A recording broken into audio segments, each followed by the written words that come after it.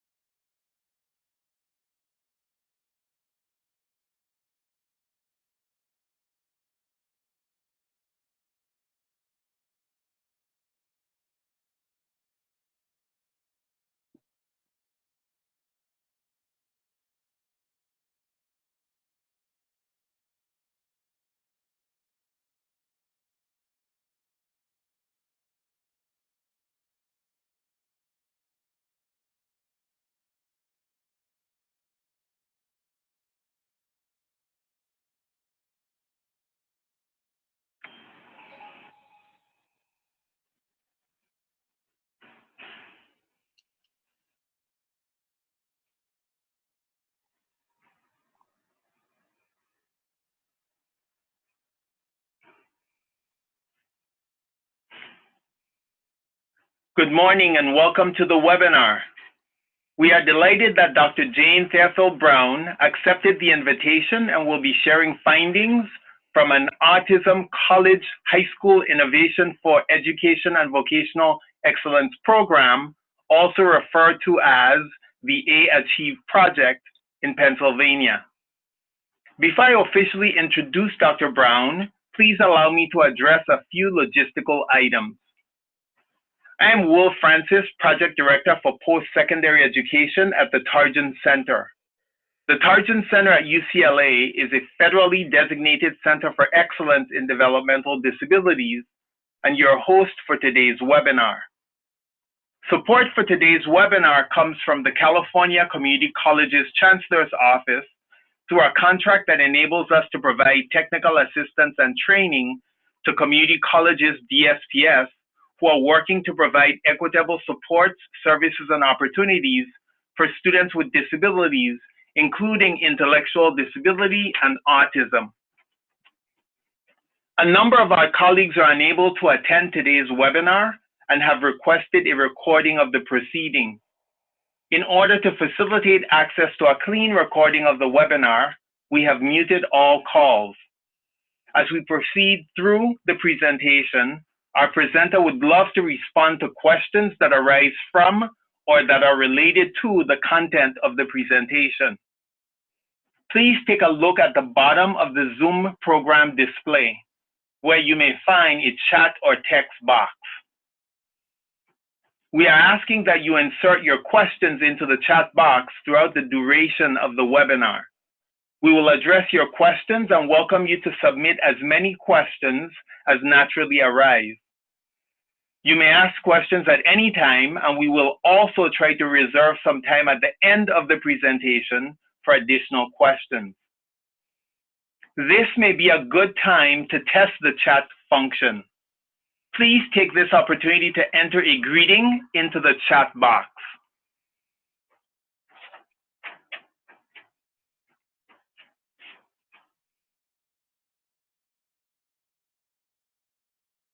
Thank you. While some of you are continuing to do that, many of your institutions are currently having conversations about implementing guided pathways and AB 705 to improve student outcomes. Some, if not all, of these conversations are focused on increasing the number of students who earn a degree, credential, certificate, or transfer to four-year institutions and/or secure jobs in their field of study.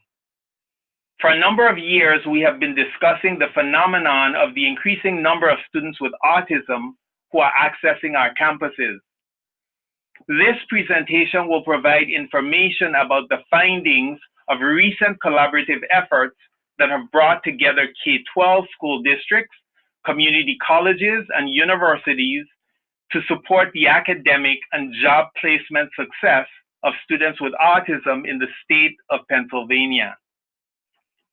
The activities and strategies Dr. Brown will describe are funded by the Office of Vocational Rehabilitation, often described nationally as Pre-Employment Transition Services, PREETS, under the Workforce Innovation and Opportunity Act.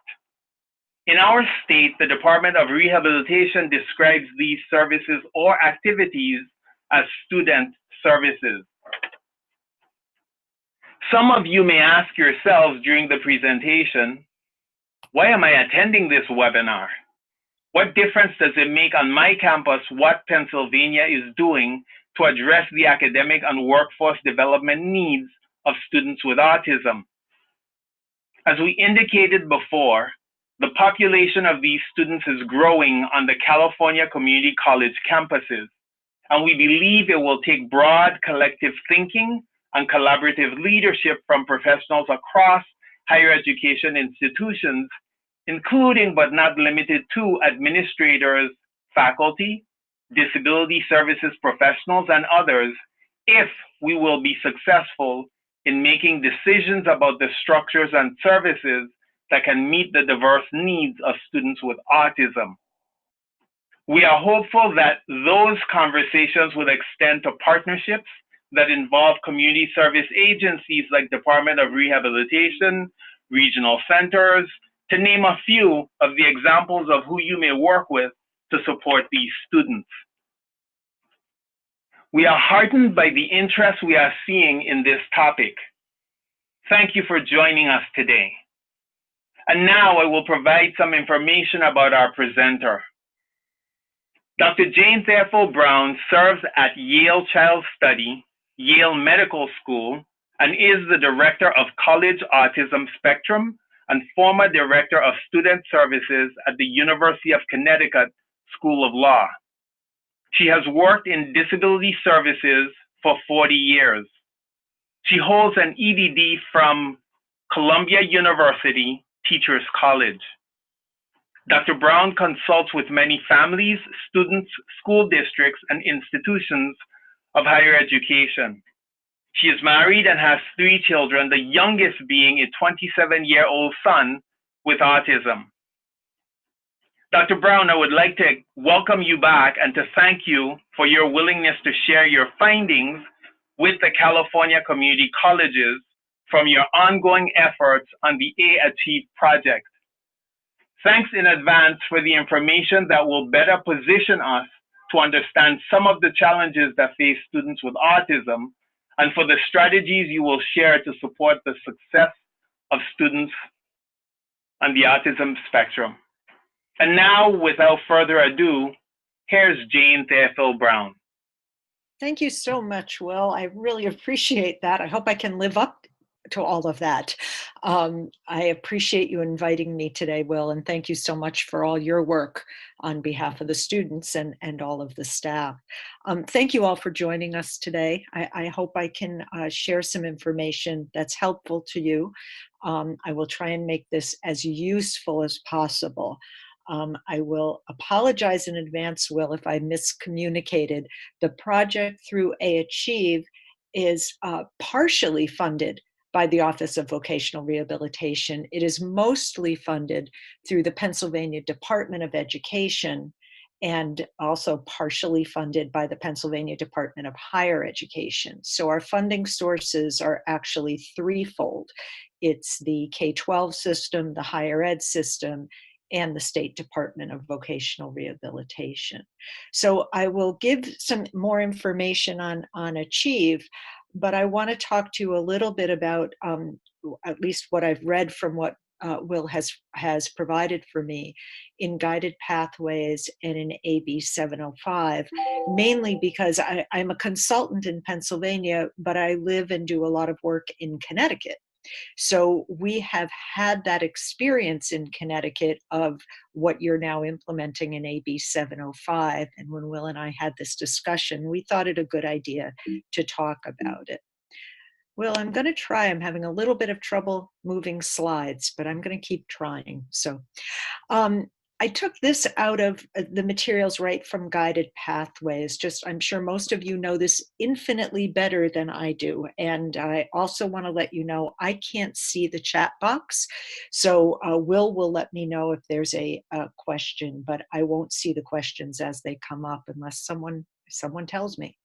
So what you're being asked to do is create a highly structured approach to student success that provides all students with a set of clear course-taking patterns that promotes better enrollment decisions and prepares students for future success. To integrate support services in ways that make it easier for students to get the help they need during every step of their community college experience. As a fellow staff member to all of you, I look at this as a really daunting prospect. How do you set more clear course expectation patterns than we already have? You all have your curriculum set. Most of you, as I've looked on some of your websites, have it set out semester by semester, what people should take. And in order to integrate support services in even more ways, it either means one of two things: wearing more hats and doing cross-training so that everyone can do all services, which I know some places have tried in disability services, and it's been successful in some places and not so successful in others. But I think what you're being charged to do is provide more support. And that, of course, that always means more staff. And I know that that's probably not going to be the case. So it's then thinking about how do we do that better? I don't, of course, have answers for you. I know that some of the things that we did in Connecticut were create these one-stop places that I know many of you have in California. And those one-stops at least made it so that everyone in a student services office knew what the other student services did, which for us was new. Being very siloed institutions, people who had been there for a long time knew who everyone was and what they did. People who were new to the environment were really learning their own jobs and didn't know the other offices very well. So it's always, it really is a barrier to try and get over supporting services in a way that really makes it very cohesive for students to come in with a question and not be referred to 3 other offices, because we know students usually give up. To me, what is the additional conundrum, if you will, is the AB 705. And again, most of you know this infinitely better, but to ensure that students are not placed into remedial courses that may delay or deter their educational progress, unless evidence suggests that they are highly unlikely to succeed in the college level course. Evidence suggests that when used as a primary criterion for placement, assessment tests tend to underplace students And a student's high school performance is a much stronger predictor of success in transfer level courses than standardized placement tests. This is what I'd like to spend some time talking about, and I think it will be much more helpful for all of us if we have a discussion. I spent most of yesterday, which was a holiday for most of the public schools, but not the universities. And I spent a lot of yesterday back to back with families whose juniors and seniors were not in school yesterday, junior and senior high school students, doing college counseling for families of students with autism. And what I found in looking through transcripts is I really needed an interpreter. Many of the students I was working with had modified grades and modified curriculum, but I could not tell that from the transcript. And I'm sure I've seen many California high school transcripts, and I know there's the same challenge. So my question is, often the students are not terribly aware of the modified grades or modified curriculum. And even if they are aware, are not in those first semesters at the self-advocacy, what's the appropriate word? They're not strong advocates on their own yet to say to us, well, yes, I got an A or a B in that class, but it was modified. Two of the families that I met with yesterday, when I said, were there any changes in the requirements for these classes, both students said, no, I earned those A's. I did really well. And the parents piped in and said, he did do very well. He did half the homework. He took tests and retook them as many times as he needed to get the A, and things that we would not be doing in a higher ed environment. So to me, saying a student's high school performance is a stronger predictor of success may or may not be the case. In Connecticut, several years ago, all of the remedial courses were eliminated, and students had to start at the college level classes for reasons very similar to AB 705. What we found were several things that Will and I have had a couple of conversations about. Number one, many students were totally unprepared for the college level courses, despite their high school performance and high school transcript indicating that they were very well prepared. And that was a frustration to not only the students who really didn't understand what was going on in class, but to the faculty who were trying to teach now to multiple levels throughout their class. The other issue was we didn't have nearly enough set up in terms of tutoring or academic support for these students who now did not have those preparatory levels. What I would strongly suggest, if it's possible, and I know this is going to be totally funding associated, but what helps the most, if those people who are teaching the remedial courses can be kept on as the people who are going to be academic support. And I know that often that doesn't happen. I know predominantly the academic support, at least here in Connecticut, is usually students and student tutoring or peer tutoring. There are some community colleges that do have professional tutors or professional people in academic support, but usually they are, the majority of people in those offices are peer tutors. We needed the more specialized tutoring and academic support in order to shore up those students who needed remedial courses that were no longer available. So I would really encourage you, especially for our special education students, including, of course, our students on the autism spectrum, many of whom often struggle in writing or first-year English courses, and for some of the students, those first-year math courses. I would really encourage you to have professional tutors or your remedial course instructors kept on for that purpose. I know that that would mean a lot more a lot more money because you have to pay them as professionals instead of students. I think that we have to be careful, because if we don't give students that very good solid foundation at the beginning, our retention rates are going to be horrible because students are not going to stay, especially when students who have had modified grades or modified curriculum are so used to getting A's or B's, and suddenly they're flunking a college level English class. But since many students, the model in K-12 is a success model, not an equal access model. And because of that, modified grades and modified curriculum are the norm, and they should be for K-12. But in higher ed, it's a totally different model under totally different laws. So I think that this does make it difficult. Of course, you can't make these decisions, and I understand that. But as advocates for a lot of your students with special education needs or access needs in the higher ed level, that's why I bring it up today. Will, are there questions in this area?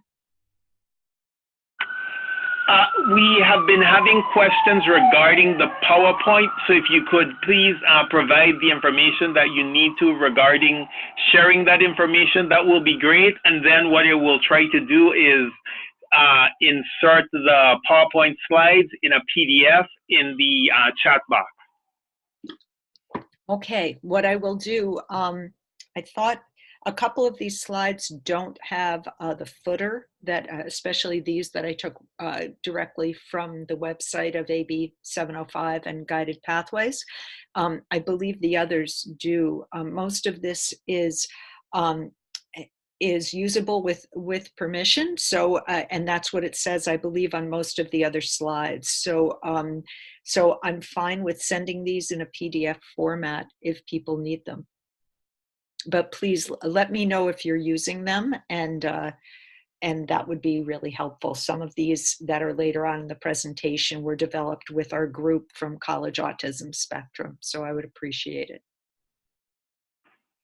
So no other questions, Will? No, not at this time. Thank you so much. Of course. And I'll try and keep tying things back to these two issues as we go through some other information. This is a quote I found from a professor at Drexel University. We make the erroneous assumption that high schools are getting students ready for college, and they're not really. That's not their primary task. High schools do a wonderful job of getting students ready to graduate from high school. And I think that's not only true, but with our Achieve project, that's exactly what we found. We had many special education district directors saying to us exactly what Dr. Hoffling has been saying, that we're really good at making kids good at high school. We don't have the time or energy to think about anything beyond that. And I think that that's very true, and every school district is different.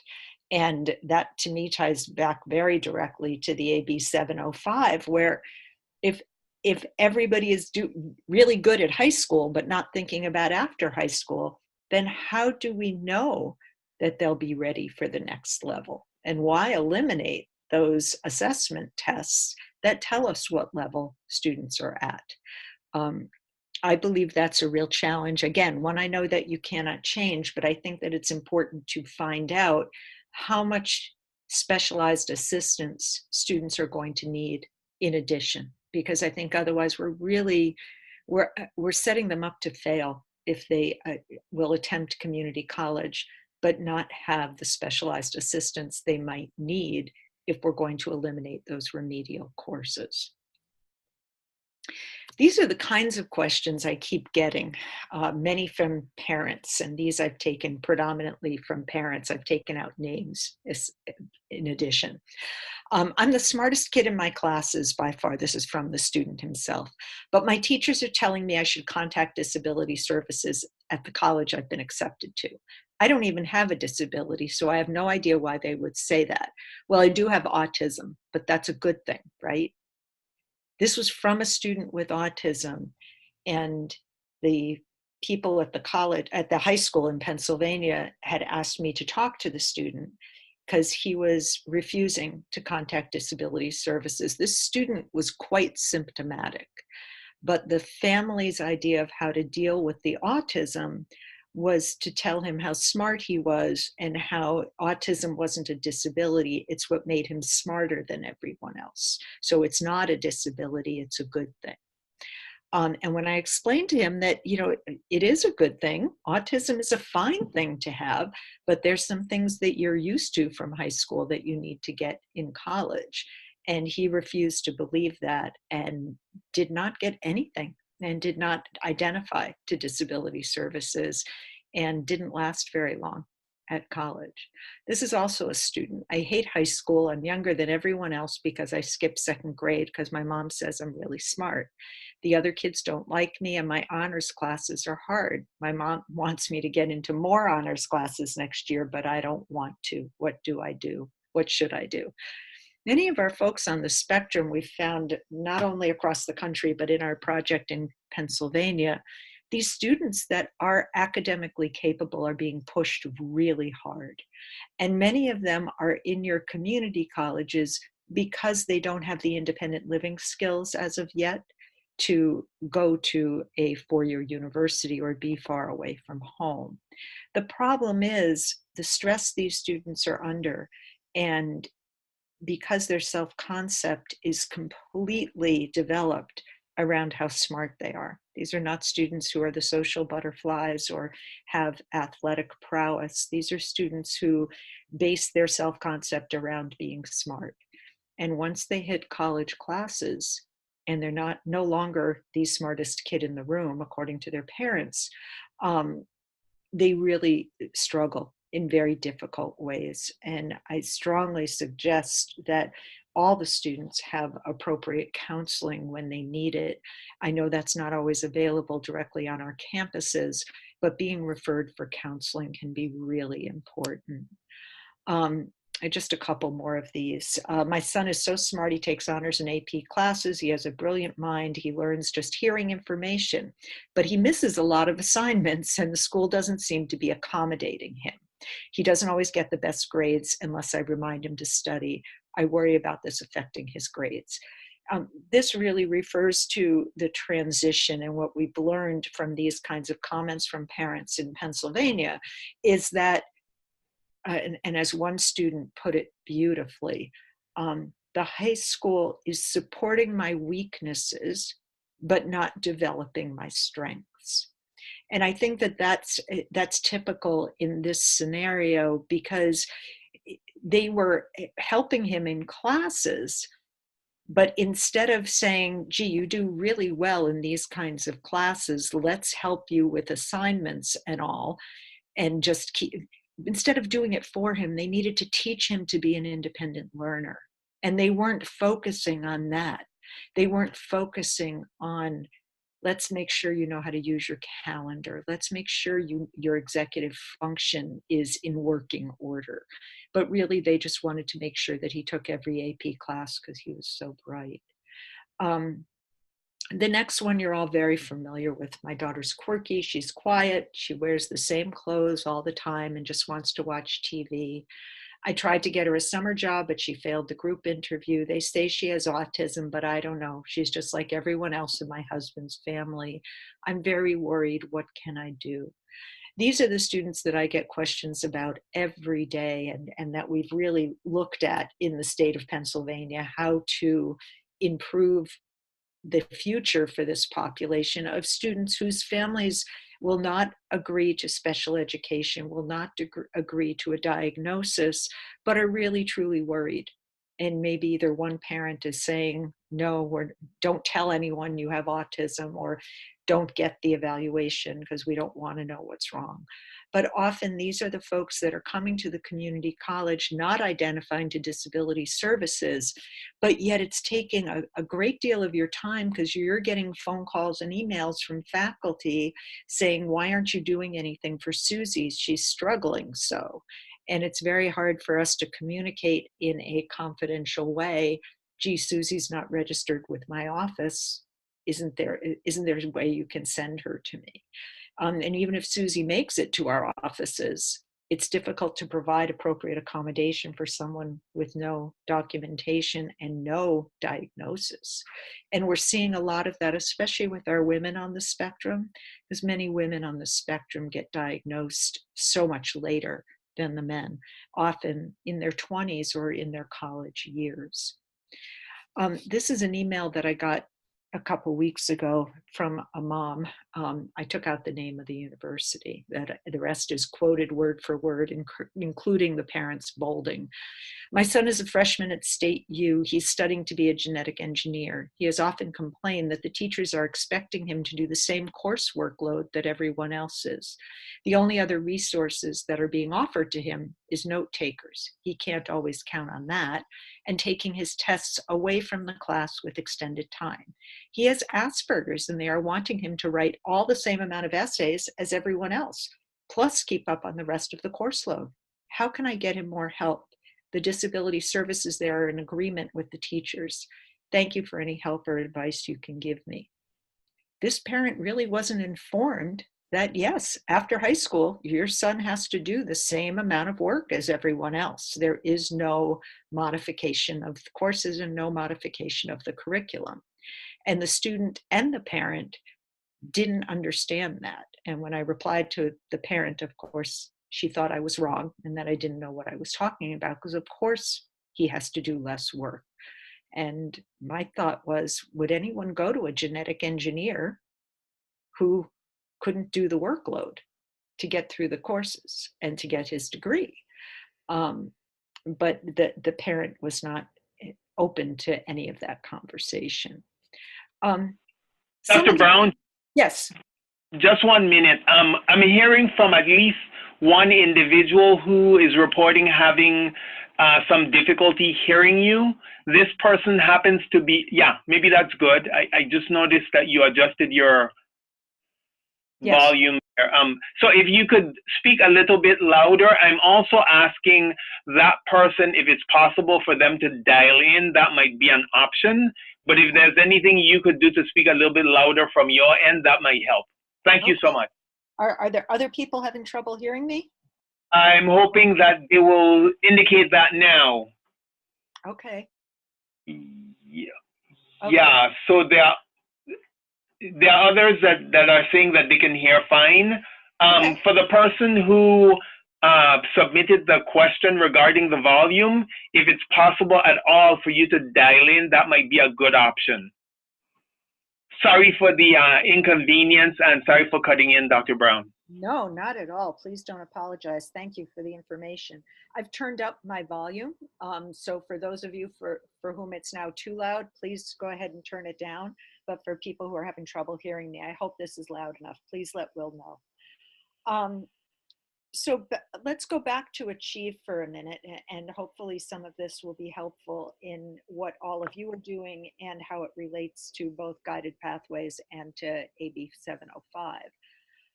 What we found this is our 4th year of the project, and our project is ending in June.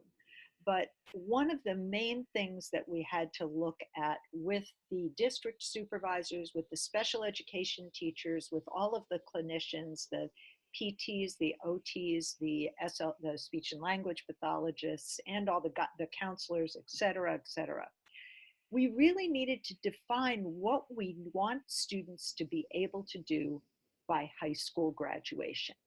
That's totally defined by curriculum. And what we found is that students with autism, and I would suggest beyond our own project of Achieve, what we need to look at for students that have an IEP or any special education student, we need to look at what we want them to be able to do by high school graduation. And I share this with you knowing you can barely have time to do what these students need in college, never mind high school. But I know there are so many people coming to you saying, how do I get my kid ready for college? What do I do? Are they ready to come? Can they take a dual enrollment class to see if they're ready? And maybe some of these things will help give you that information. One of the first things that we found with our Achieve project was starting at college was too late. If we didn't start during the high school years, our students would not be ready for or be successful in the college environment. So we had to talk to people about what students needed to be able to do by high school graduation. And these are some of the things that over the years have been proven out by the work that we've done.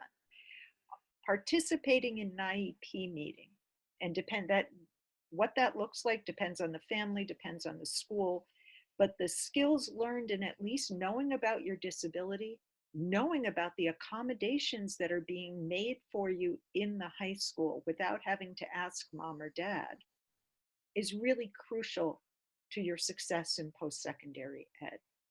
And too many students don't know what their disability is, have no idea of their strengths or what works for them, and being able to participate in those meetings is really a much better indicator of success later on in post-secondary. Defining their disability and how it impacts their learning and their functioning. As I think you still use the term DSP, but as disability services or DSP providers, can you imagine having students come to you that first semester and being able to say, well, these are my strengths and these are my weaknesses, but this is what I really need for accommodations. If we didn't have to take so much time training students in that area, and we could actually get their accommodations from the get-go when they started college, students could be so much more successful, whether they were in college level classes, remedial classes, without us having to take sometimes a semester or a year, just getting to know the student and what they might need. And that made a huge difference for students. What strategies actually work and what support do you need? So many students don't know if they need a note taker, don't know if they have calming strategies or when to use them, don't know if they have sensory sensitivities and when they might need to employ some of those strategies to be able to calm themselves, to be able to focus, whatever it is they might need.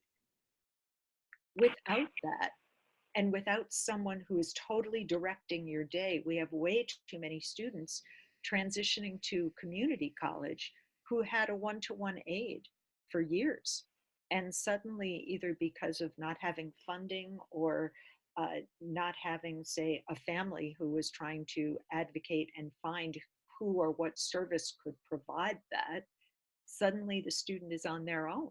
And there's no way for them to know what to do or how to do it. And so those Dr. Brown? Yes. Mm-hmm. I'm so sorry. That's okay. So our to make this sound better apparently got worse. I'm hearing from some people that were able to hear you before, they are not able to hear you as well anymore. And the person who initially reported not hearing you well, it's gotten worse for that person as well. So okay. I'm suggesting whatever you were doing in the beginning, let's go back to that. Okay. All right. I'm turning it back to where it was. So Lovely. That sounds good on my end. Okay. Hopefully I'll stand by to hear from others. And it's better for me because I don't have to yell into the computer. So okay, and people are saying better. It looks like somebody is asking what is the I guess they mean what is the meaning of ID, intellectual disabilities? Yes. And then there are some questions. If here's a good place for you, or you can break Yes. No, this is a great place. Go. Is this good? Okay. I think there are. So there are some comments and then some questions. Okay. I'll just read what's here. The first person asks, who is this information being shared with? I feel like this is what DSPS is saying, but the Chancellor's Office and administration aren't listening. So I guess I can respond to that. We are providing this webinar sort of under the auspices of the Chancellor's Office to help provide information that we believe would be helpful in meeting the needs of your students with autism. If there are specific parts or content of what is being provided that you think is important for us to stress, maybe we need to talk about what those specific pieces are. Because as you can imagine, Dr. Brown has covered a lot so far, and I'm not sure at this point what specifically you're referring to. Another person said, apparently this is someone listening in Illinois. Who are the drivers or supporters of AB 705? I'll answer that quickly. It's now state law. The assembly person who crafted or designed the legislation, I believe the last name was Irvin. I think IRVIN. Going to the next question, did the alternative placement model lower the retention rates for students with disabilities in Connecticut? And then there's another question after this one. Should I read it again, Dr. Brown? No, thanks. I have it. I don't have statistics on that. What I do know is that after about 4 years of no remedial classes, the remedial classes were brought back to the community colleges. Not as many as they eliminated 4 years ago, or now I think it's 5 years ago, because they were brought back a little over a year ago. But they did have to bring some back because they found that students were not being successful. So I'm going to go out on a limb and extrapolate that the retention was either no better or worse because the classes were brought back. Okay, and the next question is, I've heard that campuses across the country face challenges in their attempts to assist students academically because students will not self-identify. Do you have any suggestions for what parents can do? What can we say to students who have perhaps felt excluded in high school and do not want to self-identify out of fear of exclusion in college? And I think that's a fair question. I think students have been felt excluded, and they're saying, in college, I get a fresh start. I'm not going to be that sped kid anymore, or be the kid who always is in a special class. And I think getting over that hump is very difficult. I think sometimes convincing parents that if the parents are paying for college, that they can say, I will pay when you show me that you've made your appointments at disability services. If the parents are not paying for college, then what I encourage parents to do is make it okay to get accommodation and make sure the parents, because sometimes I think one father yesterday said to me, and it was practically in tears, and said, why do they have to call it disability services? And I kind of answered and said, I think you're having trouble accepting the disability.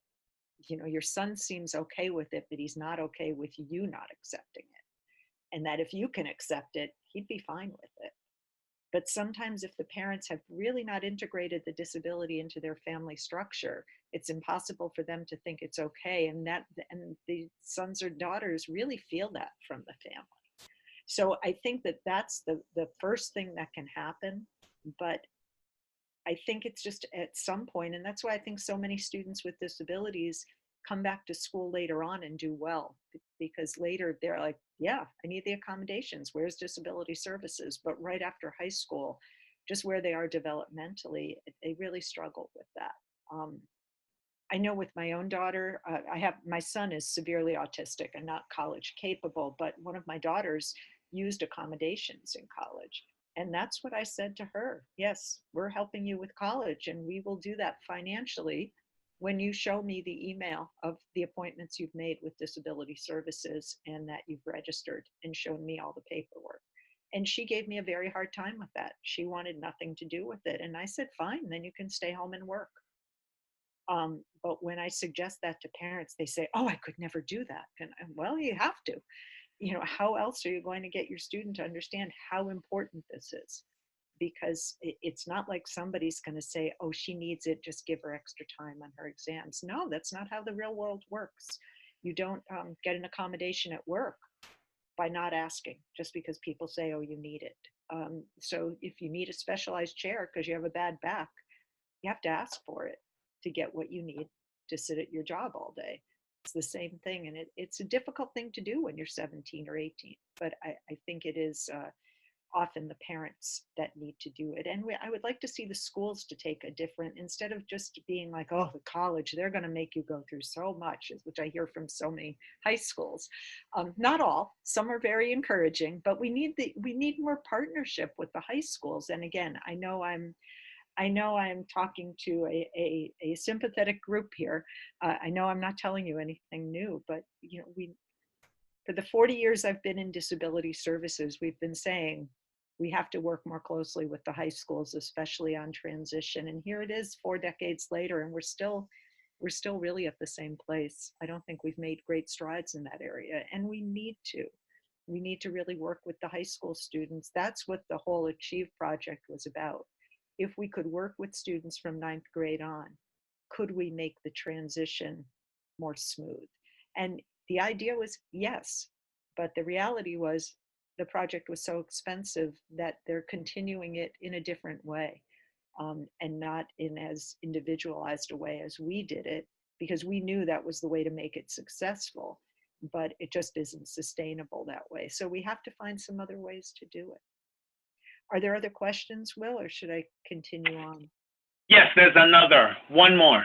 Yes. There are many students who qualify for vocational rehabilitation services and can benefit from joint and coordinated services, but parents and students are refusing to engage with VR. Any suggestions about how we can help or what the DSS professionals can do? That's such an excellent issue to address, because honestly, that's a problem all over the country. And I'm not sure why parents think it's a bad idea to register with VR. Even when I tell families, they may be able to help you in some ways pay for college, whether it's with assistive technology or with accommodations such as, for someone with autism, specialized accommodations. But for whatever reason, people have heard, on the listservs I'm on for parents of young adults with autism, VR around the country is just trashed. And so I think people get the idea that this is not an agency to associate with. And because of that, people are missing out on really valuable things. One of the things that we learned from the Achieve project was to get students hooked up with VR during high school. And so we made it very clear that, and it depends on the state, because I know in Connecticut, they will not open a case for a student until they have graduated from high school. In Pennsylvania, they open cases within 2 years of graduation from high school. So it's state by state in that respect. And I do not know the California guidelines. So maybe one of you can tell us when VR will open cases for California residents. But I think the important thing is to get that connection prior to high school, prior to high school graduation, and make sure that people know it's not just about job coaching. Because for some reason, the only thing people seem to think about when they think of VR is grocery stores with people bagging groceries and someone standing there with a clipboard making notes of what the person's doing. And they associate that as a person who's a job coach, and that's what VR is for. I don't know why, but that's what I hear state by state by state wherever I go around the country. And so parents say, no, my kid's going to do more than bag groceries. Why would I use VR? I don't know why folks get that idea. And I know VR in Pennsylvania has been very open to trying to use WIOA, the Workforce Innovation Opportunities Act, and the PREATs in ways that would really improve outcomes for people with autism. Please be under no delusions, it was not easy, it still is not easy, and we struggle mightily county by county because there's so many people involved. But but they have been open to working with us and wanting to improve the situation, though it's been rather glacial each step of the way. So I don't have really good ideas for you. The only way I've been successful in getting some families to change their mind is saying, why not hook up with VR so that the student can get summer work experience. Most states call it summer youth employment, SYE. And I don't know if that's what California calls it, but that tends to be a good experience for a lot of people. It's 90 days of work, usually with a job coach if needed. And if that's a good experience, you may be able to get people to have a better attitude towards hooking up with VR. Thanks, Dr. Brown. I'm texting you about volume because for me, you're fading sometimes. Okay, I'm trying. It could be, I don't know. Well, when I started talking, it was 15 degrees here. My phone says that it now feels like 20. So maybe in the cold, my Wi-Fi. Right now, you're doing good. If you can stay right there, that would be perfect. So on the current slide, there's a question. Are these outcomes published? And the person said that they would like to be able to cite the slide. The slide is from Patton, P-A-T-T-A-N, and no, it's not published, and Patton does not want us to publish these. So if you would like to cite it, you're welcome to. Just please send me an email and I'll give you the name to associate with Patton, P-A-T-T-A-N, so that you have an appropriate citation for the information. Yes. And to facilitate that, the person who asked the question, if you want to just drop me a quick email, I will make sure that we get the information to you. Great. Thanks, Dr. Brown. No more questions for now. Thank you, Will. So some of the other things that we found that students really needed to be able to do by high school graduation. Number one, have work experience. Number one on the right-hand side, have work experience. Volunteer experience or work experience was crucial. And we found way too many students with autism and other disabilities were being protected, or no, they should really take another class, or gee, but they need a therapy instead. And we found that it was infinitely better in all ways to have some work experience or volunteer experience. It helped in social skills, it helped in group work, it helped in academic skills, and it helped by having a resume. So that really, and convincing some families that work experience was important was a real challenge. Taking a dual enrollment class is really important for a lot of students, that they understand the difference, especially with some accommodations and how different college was going to be than high school. And then with that, identifying accommodations that may be needed in college. We called it paring down to really the essential accommodations. Sometimes students don't change those IEPs from third grade on. And if it's in their IEP, in their individualized education plan, then they expect that that's going to go right with them to college. And we all know it's not, but they expect those accommodations to happen in the same way. So finding out that that's not what would happen is really important.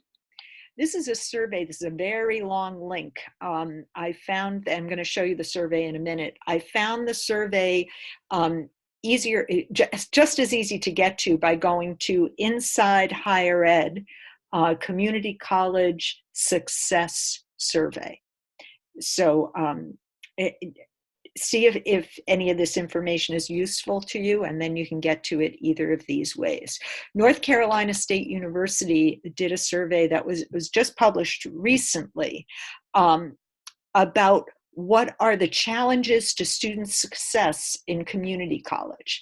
And they surveyed 6,000 students, which is about the broadest survey we've had in a long time about community colleges. And you can see what they found as difficult.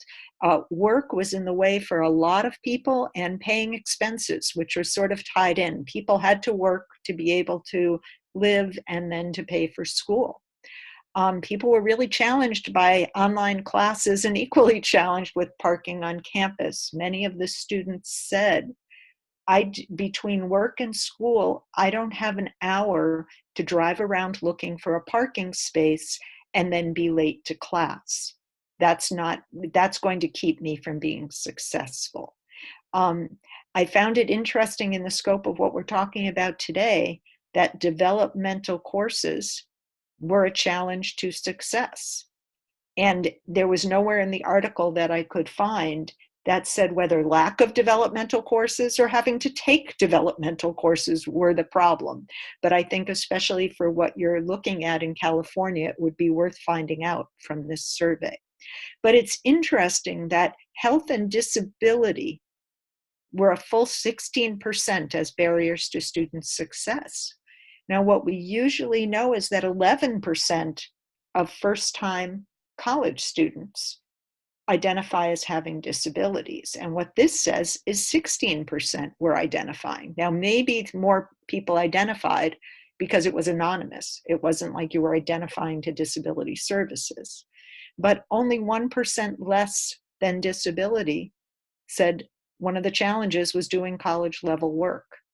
And to me, it was interesting that 14% said one of the barriers was registering for classes. Again, they didn't identify as that if that was the computer system places were using, or that there weren't courses available that students could take with the other barriers to success. So I thought that this was really interesting in 2019 terms of what's keeping students from being successful. Parking has been an issue for 40 years, and I don't see that it's going to get much better. But some of the other issues, I think, and this was specifically on 6,000 community college students, so I thought that this might be really useful to you in looking at even numbers, because if 16% of your population are students with disabilities, are your staffing levels equal to what would provide appropriate service that the guided pathways are talking about? So I thought that these numbers possibly could help you in what you're trying to produce. I'm sorry, go ahead. I am so sorry. I'm just trying to keep up with the chat box and some of the things that people are saying or asking. That's fine. Mm-hmm. One individual was asking what is meant by family and friends challenges. One of the things that in the article, and again, the link that I gave you on the previous slide is the article that explains all of this. But family and friends, they were talking about families. Some people had children, and so they couldn't go to classes certain days. Others either were helping friends, or their friends were doing other things, and so for them to be in school was difficult. The online classes, people talked about sometimes the way the online classes were taught, or just the motivation to be online and not have a structured schedule was really a barrier to success.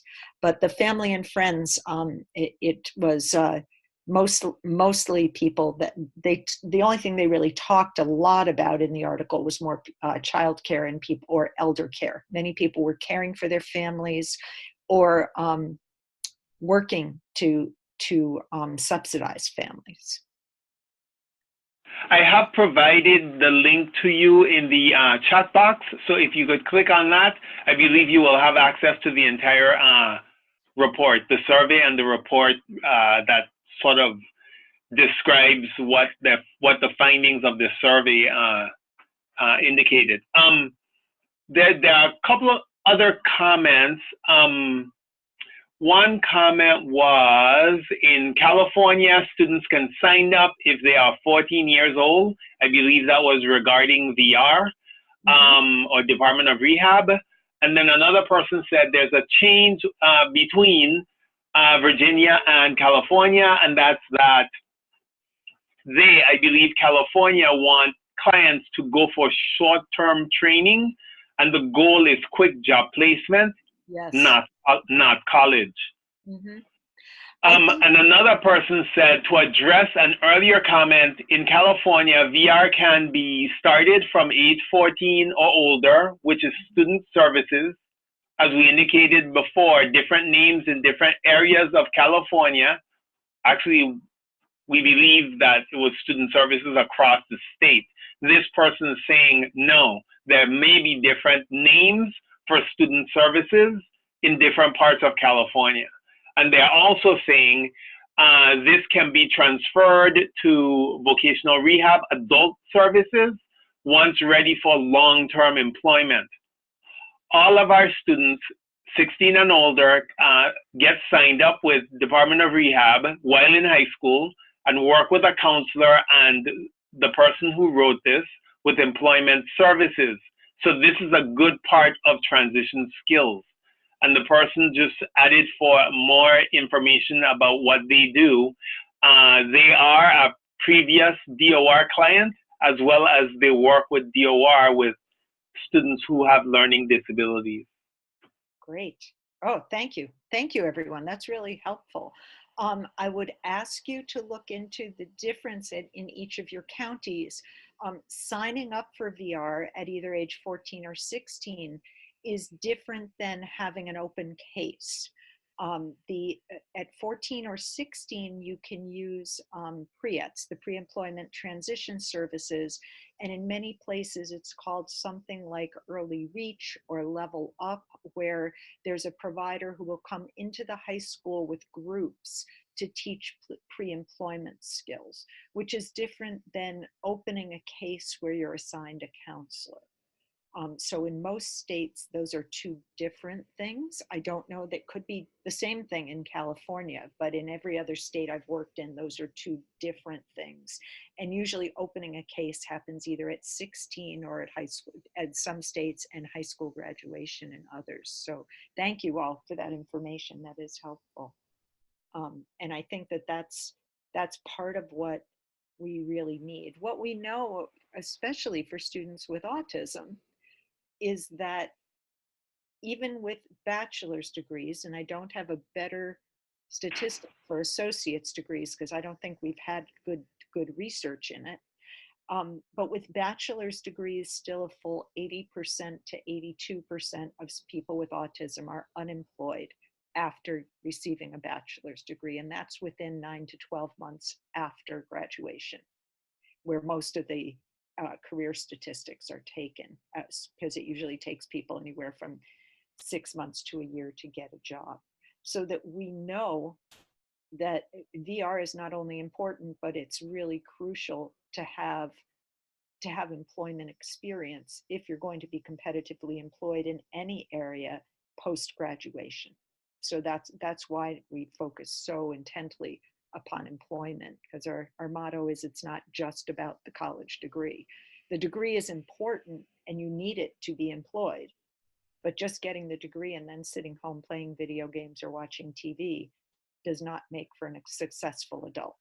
And that's our goal, to create a successful, independent adulthood rather than just someone with a college degree. So that's really what we're looking at. So I gave you some checklists for transition planning, because these are checklists. This one comes from Hamline University, Study Habits and Skills. And what this does is go through things that we expect students will be able to do when they are taking care of themselves and going on to college and being able to handle themselves in a college classroom and get to know themselves a little bit about what kind of learner they are. So hamline.edu Study Habits and Skills Checklist is really useful. This is another one that I really like. It's called Am I Ready for College? And it has a partner survey called Is My Child Ready for College? And this goes through everything from academic skills to things, as you can see, and I apologized for the small print, but this is the only way I could get it on a slide. but it goes, talks about temperament and attention, and then talks about readiness skills in different ways than we're used to seeing academic skills.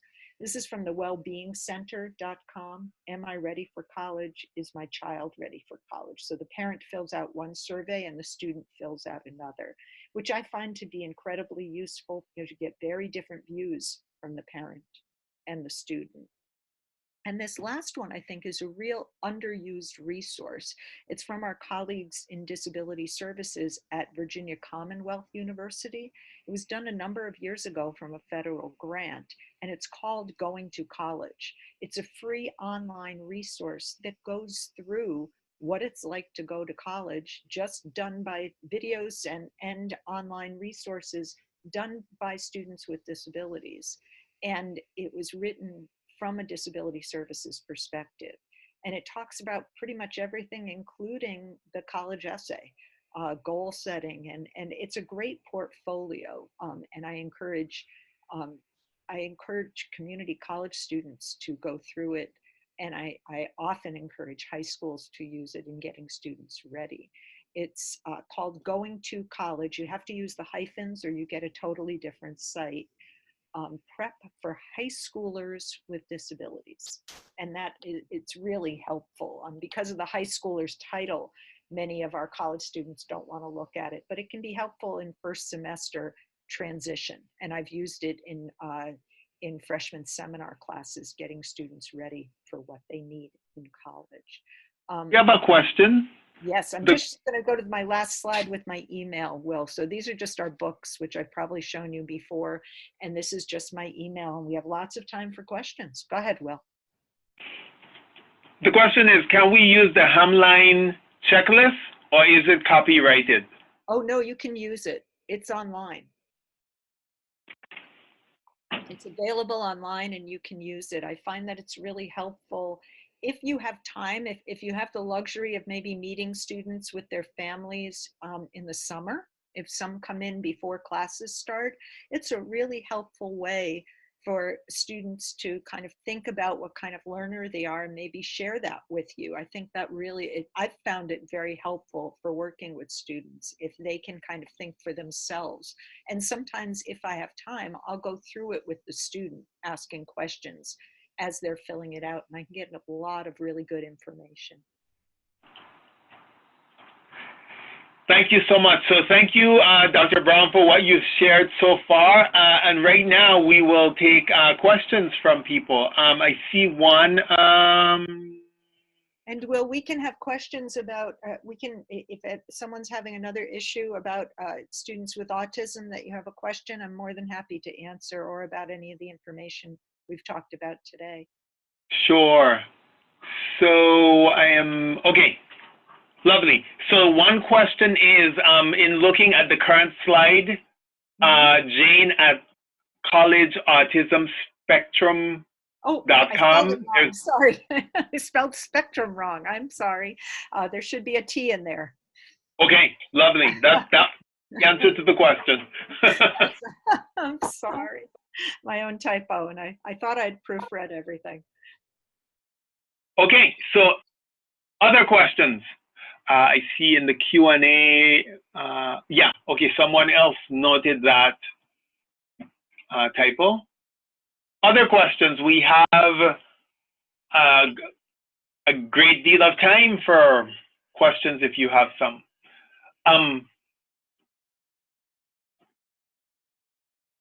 If you would like us to further expand on some of the things that you asked questions about before, we can do that now as well.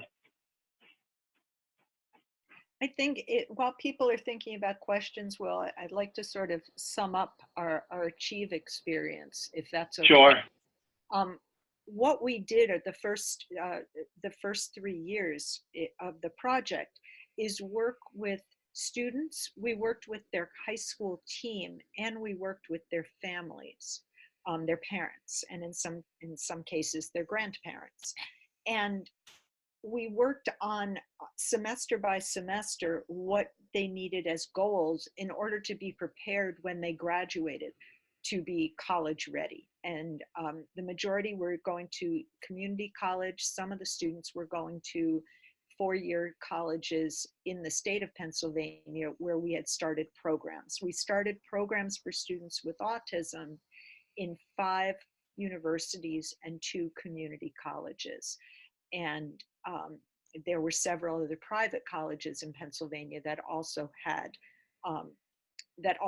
programs. So we had made the landing places, if you will, and then we wanted the students to be ready. And what we found is that it was helpful not only for the students, but really helpful for the families and for the professionals, because the professionals were really focused on the academics.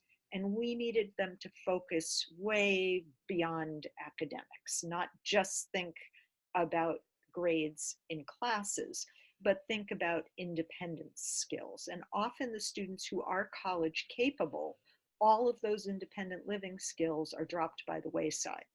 That form of teaching is reserved for the students with much more severe or symptomatic autism. And so by saying, we're not saying put everybody together in a life skills class, but we're saying let the student have some independence to gain skills before they leave high school, rather than giving them so much support for everything that they struggle with that they really don't have a chance to learn any independent skills. And sometimes it's the parents fighting for those things that was keeping the high schools doing it. So by working with all 3 prongs, if you will, by working with the student, working with the professionals, and working with the parents, we really saw improvements in a lot of areas. And unfortunately, what came back was, yes, this is great for a small group of students, but you're working in 11 high schools, and there are 700 high schools in Pennsylvania.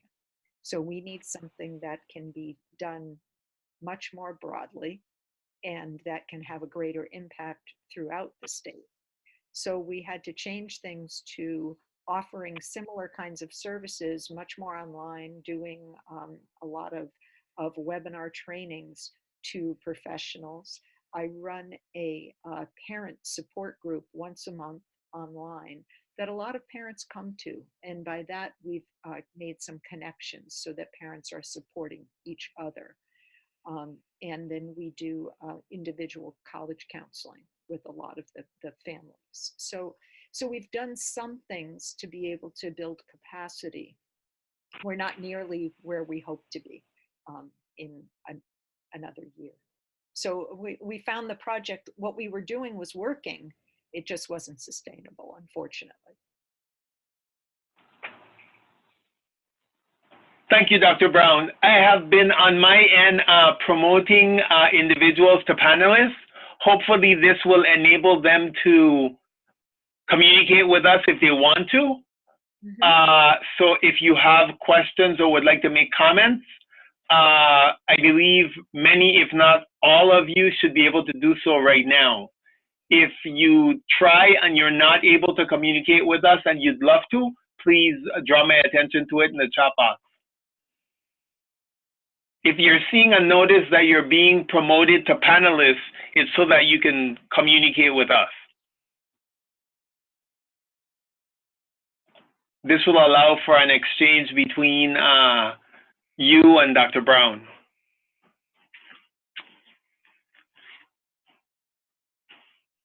Any comments or questions?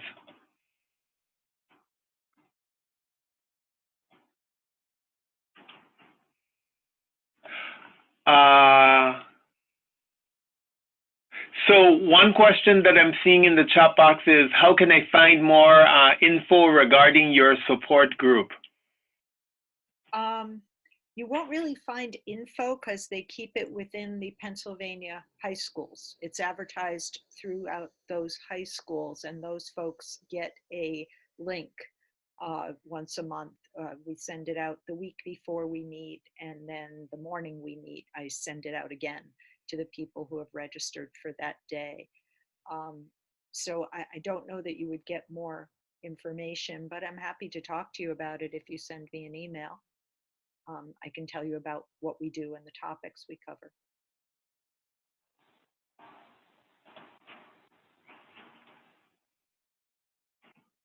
Okay, other questions?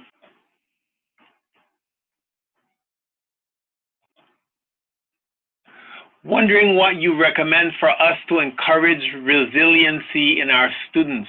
I'm finding that students give up easily when faced with academic challenges. I agree. I've found that to be a number one issue.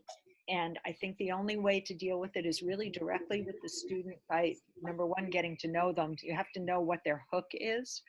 I had this issue yesterday with a student who didn't want to talk to me about the struggles they were having academically. And the only way I could get through to the student was to relate it to a video game. And so I have the fortunate or unfortunate job of having to be conversant about all the latest video games. I have to keep up on that for my job. And so we talked about the video game that this student was playing the most right now. And thank goodness I at least had a couple words to use for it. And we talked about what he would do when faced with a challenge in the video game. And he was very animated and conversant about exactly what he would do to overcome that challenge in the video game. And so I listened very intently and took some notes as he was talking. And then I used those same words about school. And I said, you know, you have more challenges in this video game than you ever had academically. And those you'll overcome. And I said, how come? And he said, because I want to win. And so we talked about what winning looked like to him and what winning a video game meant as opposed to winning in school or in life. And it was a really interesting conversation because to him, there was no winning in life. This young man had been pretty beaten down and bullied, and he didn't feel like there was anything good that could come from school. But we were able to, through that conversation, set some short-term and long-term goals. That, gee, if he could use some of that resilience that he had found through video gaming, could he work towards going to a school that had an esports group? Those are getting much more popular.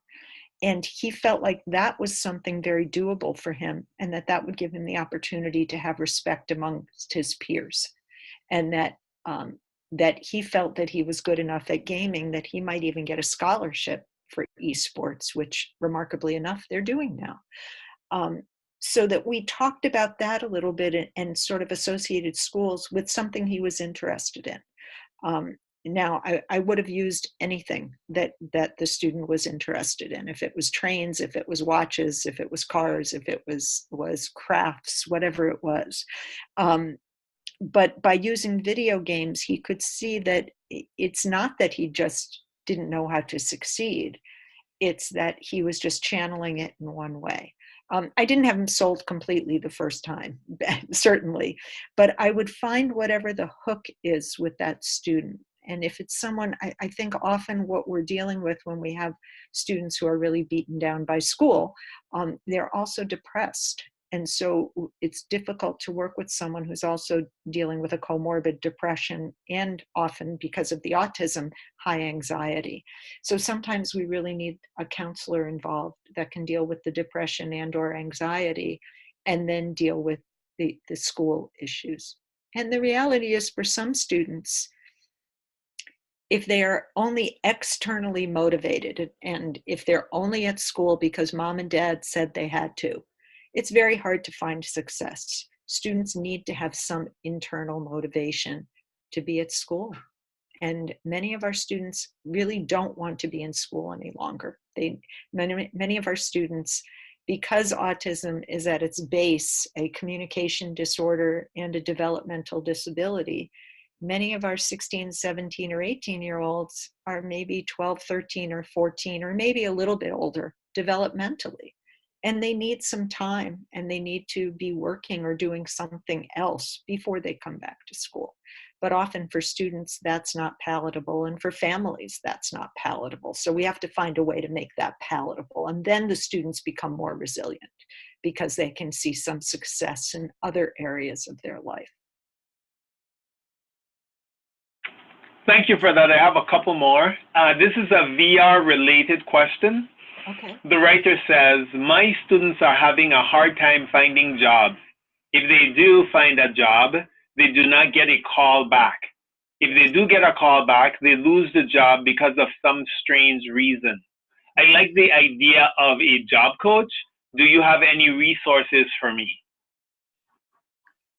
There are some being developed right now.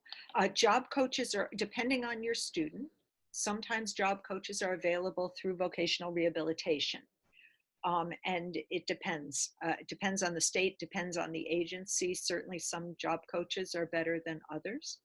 I think what we're doing right now, actually, I'm going to Northern California next week to St. Mary's College, and we're working with juniors and seniors there who just on pre-employment skills. So all of those skills that you need prior to getting into the job so that you don't lose the job. We certainly won't be able to cover everything to be successful at work, but that's the other reason why work experience is just so important. I know that there's someone from, I believe the organization is called Spark, who is working with an agency in California on high school and college pipelines for folks on the spectrum and work. And I'm happy to share that information with Will as soon as I don't know if they have a website up yet, but I know they're working with an organization in Northern California to develop those resources.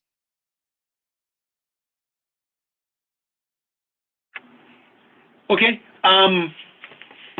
So this question, they're asking regarding Pennsylvania, I believe, but the question is there any possibility of expansion of programs within community colleges in Pennsylvania?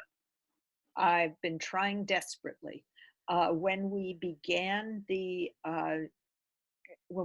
this project, we had 11 community colleges that wanted to talk to us about hosting the Achieve project. We call it something different at the high school level. Every college has a different name for their program, but hosting the project at their campus. And by the time we got down to actually implementing and getting the funding, and only 2 would commit. We've tried very hard since. Most of the directors in the disability services offices want it. Some do not. They say their caseloads are so heavy right now they can't broaden their responsibilities. However, the others, the administrations have said, no, we can't support one more program. We're so overextended right now. So I'm just as disappointed. I wanted it almost reversed because there are other schools, other private schools in Pennsylvania that had programs. So I was hoping for 5 community colleges, and if we got 2 or 3 universities, great. But we're still trying, and that will continue because the 2 people running the community college programs are trying to broaden it to their sister schools. Thank you. I do not see any more questions. Okay, well, people have my email, Will, and I'm always happy to answer questions whenever they come up. Great. Okay. So again, Dr. Brown, thank you so much for sharing the wealth of your knowledge regarding both what is happening with the Achieve program there, but also for the information that you're sharing regarding ways of supporting these students as California transitions to implementing guided pathways and AB 705. Thank you for spending this time with us. And if there are any resources or information that you share as a follow-up to today's webinar, I will be sure to share that with everyone. Thank you. Thank you, Will, and thank you all for participating, and thank you all for everything you do for your students. Thanks. Have a good day, everyone. If there are any additional questions, feel free. If you have, I believe you have through this last slide that we were looking at, you can forward your emails or questions directly to Dr. Brown, or if there's something that you'd like to run through me, I would facilitate that as well. So thank you all.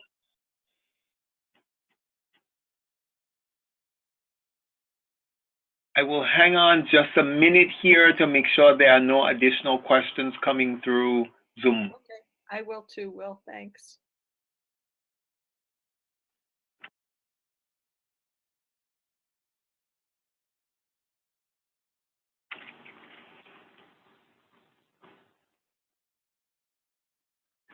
People are saying thank you, Dr. Brown.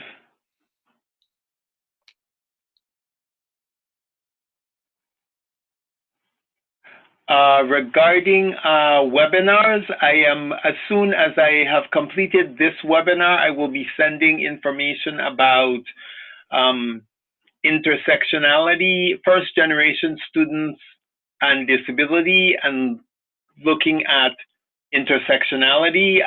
We have a confirmed date based on people's availability, and the speaker confirmed last night that she will be available for the date that most people, dates and time people selected. So I will be sending that information out shortly.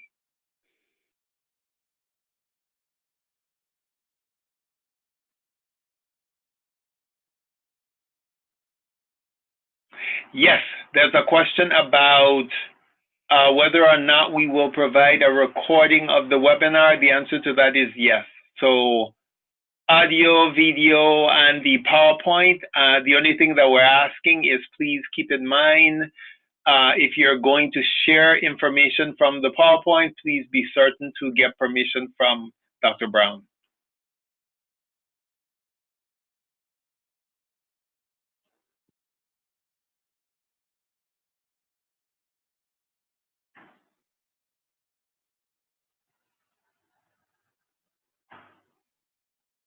Great, thank you very much. I'm going to sign off on my end. Thank you. Thank you, Will. Bye-bye. Thank you, Dr. Brown.